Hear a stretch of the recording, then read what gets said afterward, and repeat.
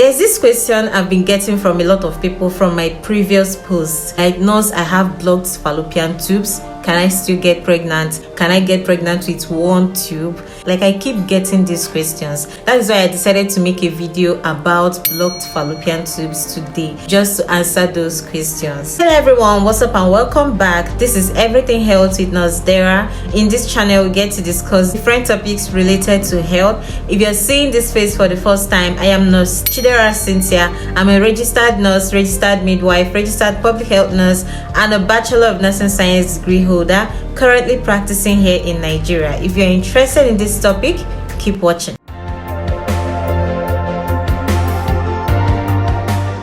So I'm going to start this video explaining the 5 requirements for natural conception. That is, for conception to happen naturally, there are 5 requirements that are needed. The first one is that the sperm must be of good quality and quantity. Then secondly, the woman must know her fertile period. I keep saying this in all my videos. It is very important. If you're trying to conceive, you need to know your fertile period, your ovulation day. You need to know all those things for you to be able to know the right time to have unprotected sexual intercourse to get pregnant. It is very important. The third one is that inside the woman's womb must be able to accept and keep pregnancy till term. That is, the woman's womb should be able to accept pregnancy. There should be nothing there in the womb that is going to disrupt pregnancy, like fibroids, polyps, and the rest of them. So the womb should be conducive. It should be a conducive environment for the egg to implant on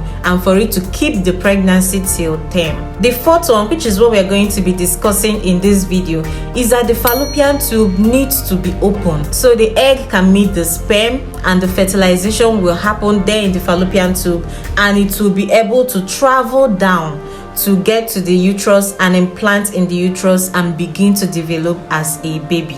So if the fallopian tube is blocked, there's no way the egg will be able to travel down, and there's no way the sperm will be able to meet with the egg and fertilize the egg. Then the fifth one is that the woman must be able to produce good quality eggs every month. So blocked fallopian tube is one of the major causes of infertility. In fact, some studies show that 1/3 of the causes of infertility is due to blocked fallopian tubes. How does blocked fallopian tube cause infertility? I'm going to quickly explain the function of the fallopian tubes so you understand why, if this tube is blocked, it can cause infertility. So during ovulation, when a woman ovulates, that is when a woman releases an egg, the egg travels down through the fallopian tube, and if intercourse occurs at this point, the sperm will swim up and get to the fallopian tube and fertilize this egg that is already there at the fallopian tube, waiting to be fertilized. Now, if the fertilization is successful, the fertilized egg, which is now the zygote, will travel down through these fallopian tubes and get to the uterus and implant in the uterus and begin to develop as a baby. So in other words, the fallopian tube is the passage for the sperm and the egg. The fallopian tube is where the fertilization occurs,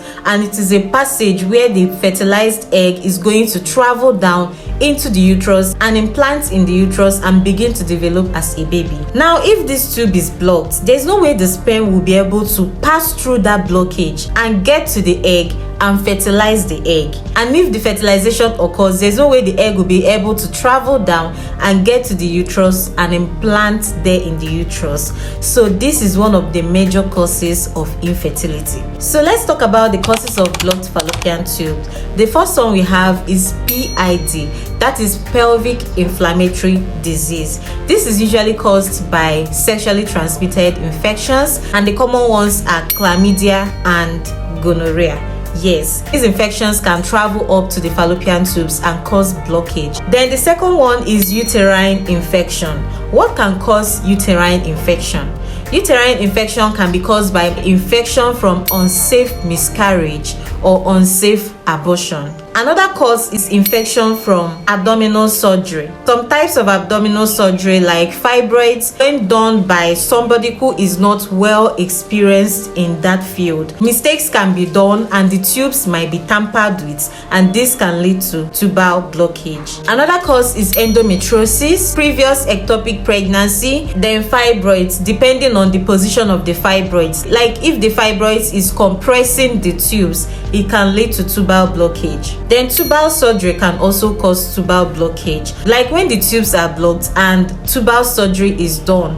Instead of this tubal surgery to actually make things better, if it's not properly done, it can make things worse. You need to understand that nobody is born with blocked fallopian tubes. There are certain things that can cause the tubes to be blocked, and these causes that I've mentioned and so many others are some of the things that can make the tubes to be blocked. We have various types of tubal blockage, and these types depends on the position of the blockage. If the blockage is close to the uterus, that is called proximal block. If the blockage is in the middle of the fallopian tube, it is called mid-segment block. If the blockage is towards the end of the fallopian tube, it is called distal block. Then if the blockage is at those finger-like projections at the end of the fallopian tubes called the fimbriae, then it is called fimbral block. We have another type of blocked fallopian tubes called hydrosalpinx. Hydro means water, and this means when there is accumulation of fluid in the fallopian tubes. What are the symptoms of blocked fallopian tubes? There is no obvious sign of blocked fallopian tubes. It is usually diagnosed when a woman walks into a hospital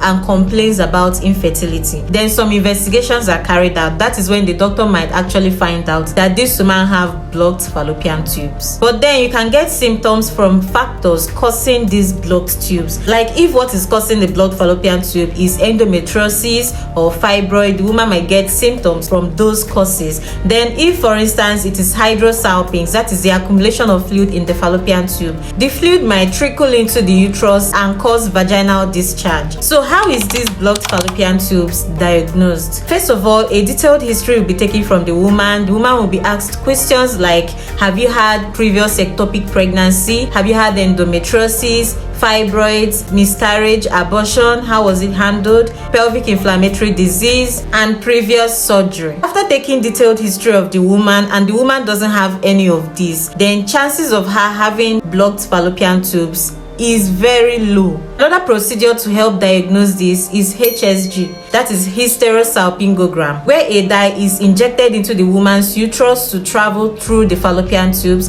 and X-ray shots is taken to monitor the dye and the movement of the dye and see if it will flow out through the fallopian tube. If it flows out through the fallopian tubes, it means the tubes are open. If it doesn't flow out, it means the tubes are blocked. Sometimes it will flow out through one of the tubes, but it won't flow out through the other tube, and that means one of the tubes is blocked. Another procedure that can also be done is what we call hycosis. It is almost the same as HSG, just that this time around, instead of X-ray shots to be taken while the dye is injected, an ultrasound is done while the dye is injected. Then a commonly asked question about these blocked tubes is, can I get pregnant with just one tube? The simple answer to that question is yes. You can conceive naturally with just one tube. That is absolutely nothing to worry about. So as long as all other parameters of fertility are okay, you don't have any other cause of infertility, just that you have one tube, you still have good chances of getting pregnant. Now let's talk about the treatment options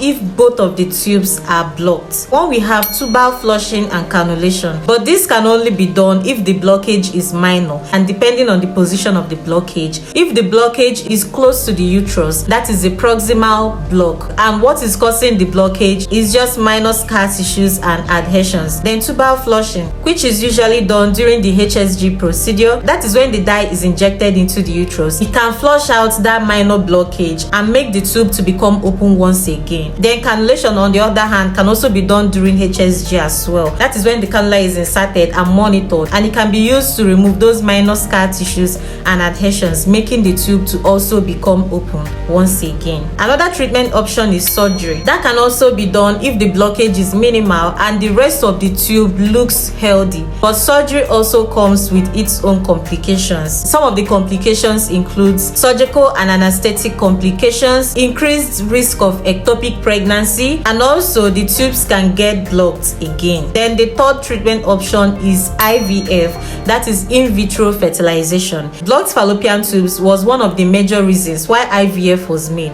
so it is a very good treatment option. So if the tubes are badly damaged, like in the case of hydrosalpinx, and there are other causes of infertility that the woman have, or the woman's partner have issues with his semen, then instead of wasting time trying to fix the tubes, it's better to just go ahead and do IVF. So I hope I've been able to answer some of the questions regarding these blocked fallopian tubes. If you're currently experiencing this and you're trying to conceive, then I'm wishing you good luck with whatever decision you make. I will always advise you to speak with your doctor and decide on the right treatment option for you. So with this, we've come to the end of today's video. If you enjoyed watching, please do well to give this video a huge thumbs up, subscribe to my channel, leave a comment in the comment section if you have any question, and I'll be there to respond. Turn on your notifications because I have more informative and educative videos coming your way on this channel. This is it for now. Stay tuned and see you in my next one. Bye.